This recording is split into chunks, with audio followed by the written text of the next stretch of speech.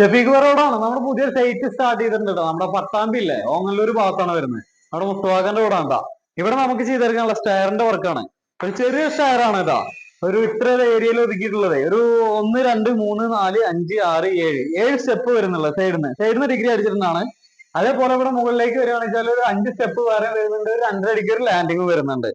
ഇതിൽ നമ്മൾ ചെയ്തെടുക്കുന്നത് സൈഡിൽ നിന്ന് ഡിഗ്രി അടിച്ചിട്ടുള്ള തന്നെയാണ്. ഡിഗ്രി പീസുകൾ ഇതാ കിടക്കുന്നത്. കംപ്ലീറ്റ് കണ്ട ഒരു 12 പീസോളം വരുന്നുണ്ട് ഡിഗ്രി പീസുകൾ.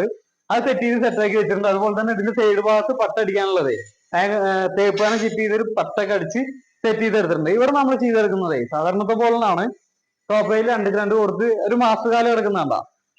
അതിലേക്കുള്ള ഒരു മാസകാലാണ് കേട്ടോ. അതെ, മാസകാലം നമ്മളെ ഒരുപാട് വർക്ക് കാര്യങ്ങളൊന്നുമില്ല. സിമ്പിൾ, കാണാൻ നല്ല ഭംഗിയുണ്ട്. എന്നാലോ ഒരുപാട് വർക്കുകളും കാര്യങ്ങളൊന്നുമില്ല. ചെറിയ സ്റ്റയറല്ലേ, നമ്മൾ വലുത് കൊടുക്കുമ്പോൾ അത്രത്തോളം സ്ഥലങ്ങള് പോവും. ഇവിടെ തന്നെ നമുക്ക് ഇതിന്റെ പുറത്തേക്ക് ഇത്രയും ഭാഗത്തേക്ക് നമ്മുടെ കാല് വെക്കുക.